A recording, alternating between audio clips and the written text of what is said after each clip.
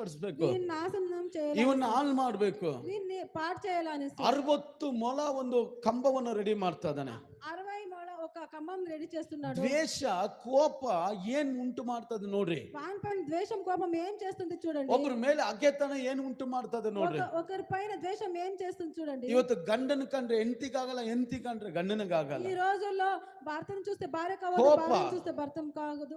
ಕೋಪ, కోపం నుంచి ಕೋಪಂ ಆ ಕೋಪ ದಿನೇ ದಿನೇ ದಿನೇ ದಿನೇ ನಮ್ಮ ಒಳಗಡೆ ಎಷ್ಟು ಕೈತನ ಉಂಟು ಮಾಡ್ತದೆ. ఆ కోపం మన లోపల దిన దిన దిన ಎಫೆಸ ಪುಸ್ತಕ 4ನೇ ಅಧ್ಯಾಯ 28ರಿಂದ 30ನೇ ವಾಕ್ಯವರೆಗೂ ಬರೆದಿಟ್ಟುಕೊಳ್ಳಿ. ಆ ವಾಕ್ಯ ಹೇಳ್ತದೆ, ನೀವು ಕೋಪಕೊಂಡ್ರು ಪರವಾಗಿಲ್ಲ, ಪಾಪ ಮಾತ್ರ ಮಾಡಬೇಡಿ. ಎಫೆಸ ಪುಸ್ತಕದಲ್ಲಿ ಎಲ್ಲ చెప్తుంది, మీరు కోపపడినా కానీ మీరు పాపం చేయవద్దండి అని. ಕೋಪವು ನಾವು ಸೆಂಟ್ರಲ್ ಜೈಲಿಗೆ ಹೋಗ್ಬೋದು, ಅಥವಾ ಎಲ್ಲಾದರೂ ಜೈಲಿಗೆ ಹೋಗಿ ಕೇಳಿ ನೋಡ್ರಿ, 99% ಎಲ್ಲ ಕೋಪದಿಂದಲೇ ಒಳಗಡೆ ಬಂದಿರೋ. ఎక్కడైనా జైలుకి వెళ్ళి చూస్తే 99%